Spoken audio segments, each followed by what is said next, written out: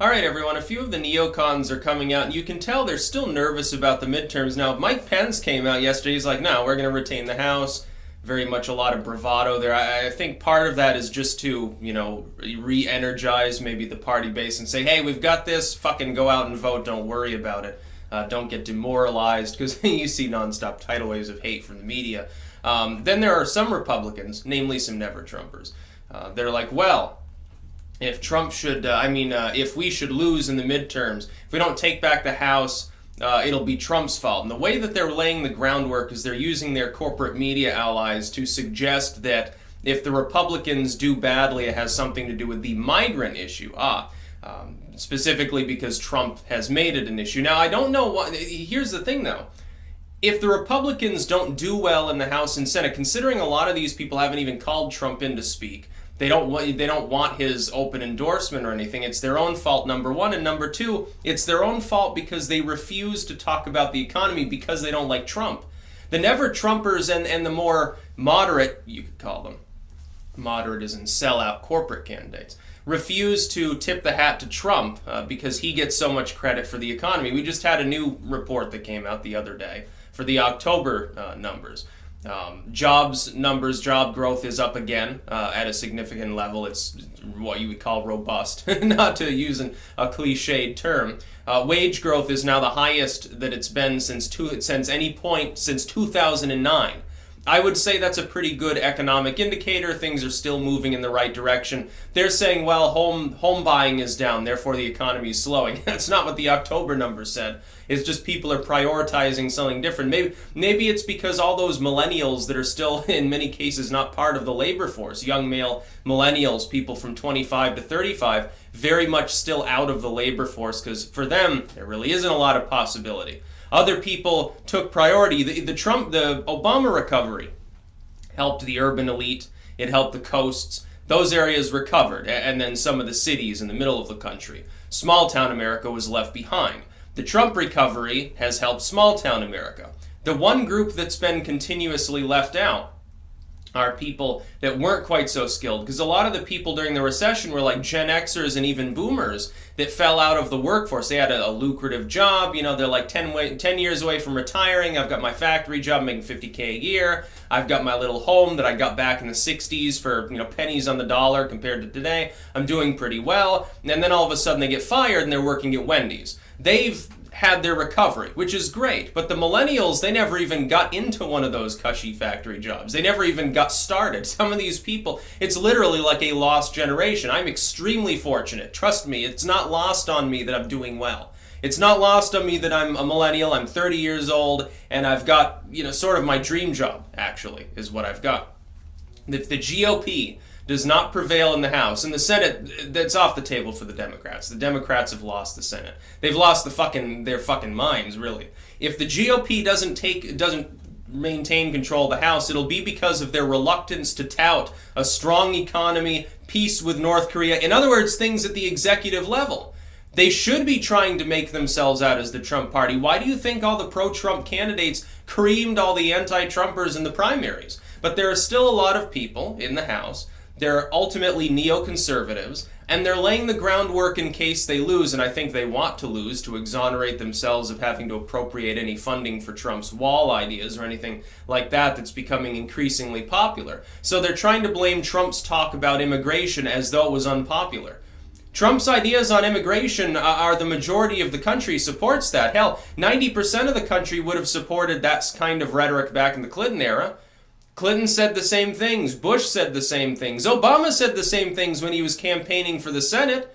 And in his first term there, when he was running for president the first time around, not so much the second, he said the same fucking shit that Trump is saying, minus make America great again, basically. He just never followed through. Successive presidencies talked like Trump, but never walked like Trump. Trump's like, yeah, of course I mean to do this. Yeah, I actually want to reform immigration and build a wall. These people have freaked out about that because they're used to presidents promising that and then not doing anything. That's their fucking fault. That's the political establishment's fault. Trump's ideas are popular with regards to immigration. Not all of them.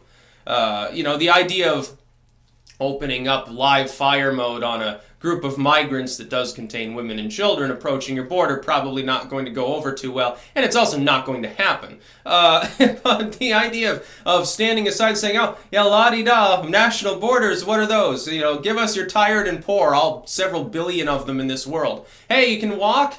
Come on in. Yeah, I don't think that's a popular idea. I think you'll find that the socialist utopian idea of erasing all national borders and having one world called John Lennon isn't going to work very well. You know, and I say this, I'm a John Lennon fan, but he had some weird ideas. By the way, when it was around the time he was assassinated, he had started becoming more of a libertarian. I mean, really, he had gotten rid of some of the left-wing hackery as he got more and more wealthy and well-known. I think he realized how shitty the government was. Oh, the government keeps causing these problems. Maybe I shouldn't clamor for more government. So he went from kind of a left libertarian perspective increasingly to a right way. He could have become a survivalist in the 90s.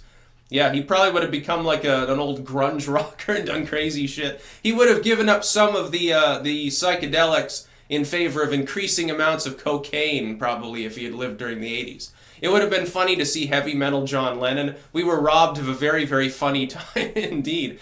The neocons, though, they're doing this for strategic purposes. They're having the corporate media embed it in voters' minds. Oh, if the Republicans lose the midterms, it's because of migration as an issue. No, it won't.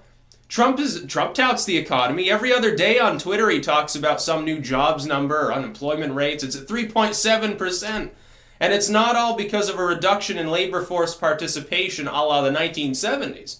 No, some of that is authentically lower unemployment. That's a very good thing. It's very good that the unemployment rate is low, no matter which way you cut it. The fact that some of that is people that stopped looking for a job and essentially are living in their basement, well, there's not much to be done about that. We need a whole drastic overhaul of the economy to solve that.